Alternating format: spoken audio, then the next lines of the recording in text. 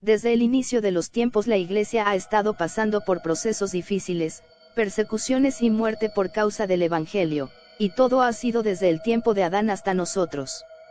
Hoy te hablaré de lo que muy pronto viene a la tierra y el regreso del Mesías. Acompáñame en este pequeño análisis escatológico extremo.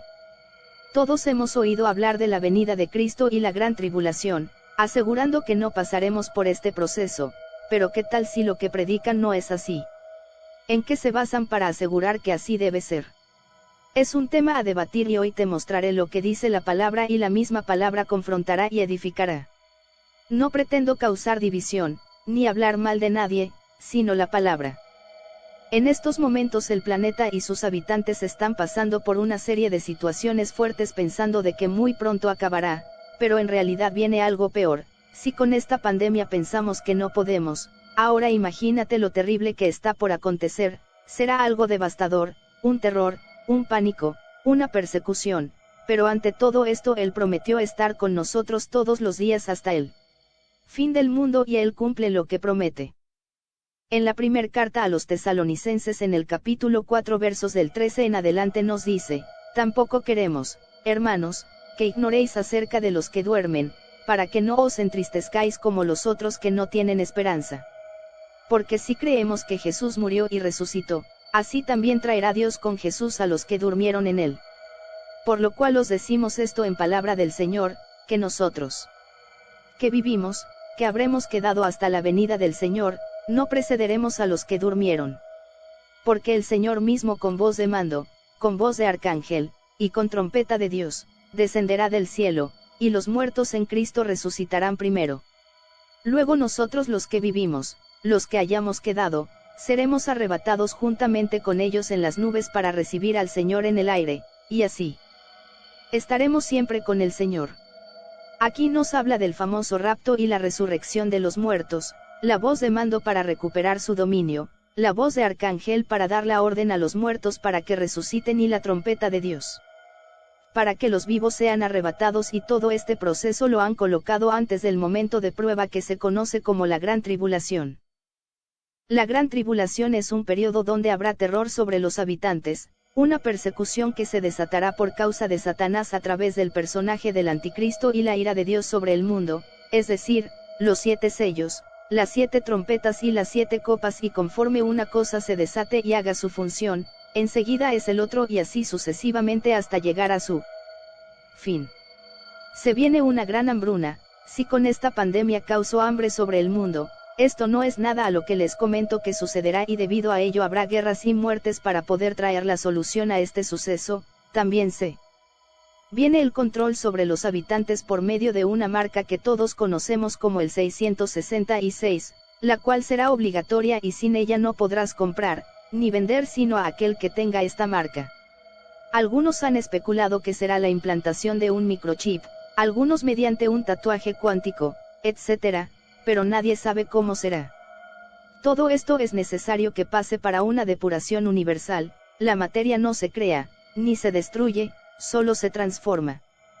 Habrá un cataclismo y todos estarán sorprendidos, y la Iglesia estará en este proceso, y algunos morirán por causa de su fe en Jesús y otros serán guardados para la gran profecía, el arrebatamiento de la Iglesia. Justo cuando pase todo lo mencionado veremos señales celestiales, donde el sol se oscurecerá y la luna no dará su resplandor y las estrellas caerán a la tierra, que en sentido figurativo serán fragmentos de algún meteorito. Cuando veamos esto sabremos que el rescate vendrá pronto y la humanidad tendrá todavía oportunidad de acercarse a Cristo antes de que Él aparezca en la atmósfera. Una vez apareciendo acaba la misericordia. El pretribulacionismo cree que no atravesaremos este periodo y que es una corriente teológica que afirma que la Iglesia no pasará la gran tribulación, que antes de que comience, la Iglesia será raptada y que no veremos al Anticristo ni nada de esto, pero el apóstol Pablo nos dice en su segunda carta a los tesalonicenses capítulo 2 verso del 1 al 4: pero con respecto a la venida de nuestro Señor Jesucristo, y nuestra reunión con Él, os rogamos, hermanos, que no os dejéis mover fácilmente de vuestro modo de pensar, ni os conturbéis, ni por espíritu, ni por palabra, ni por carta como si fuera nuestra, en el sentido de que el día del Señor está cerca.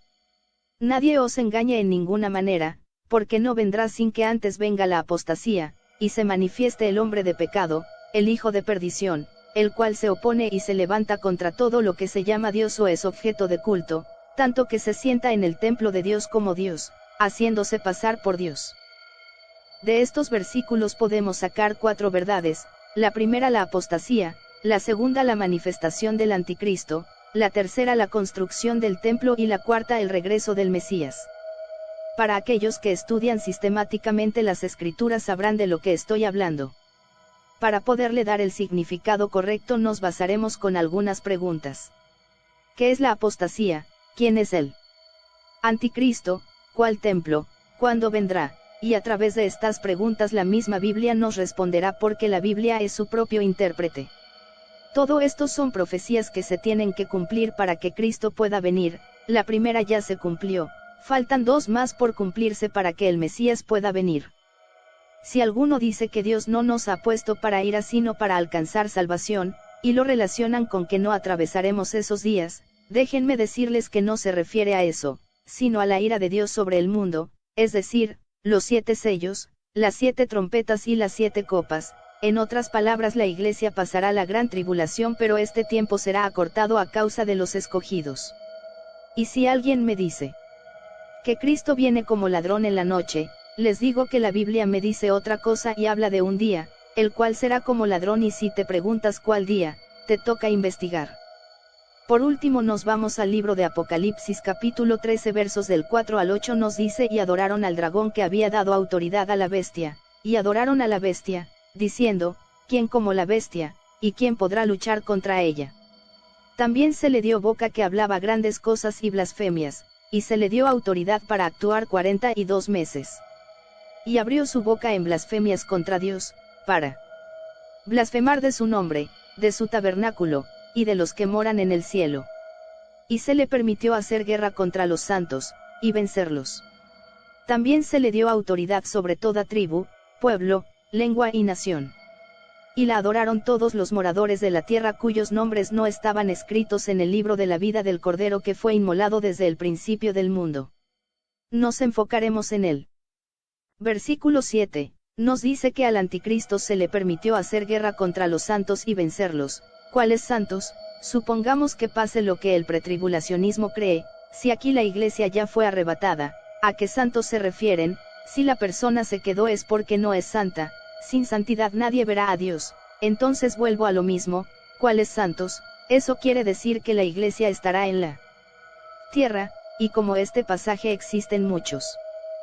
Esto ha sido un pequeño análisis conforme a mi postura. Se despide de ti el ministro Jonathan Samuel González Hernández, conocido como Sammy. Suscríbete, dale like, comparte y no olvides activar la campanita para estar pendiente a más videos como este. Dios te bendiga.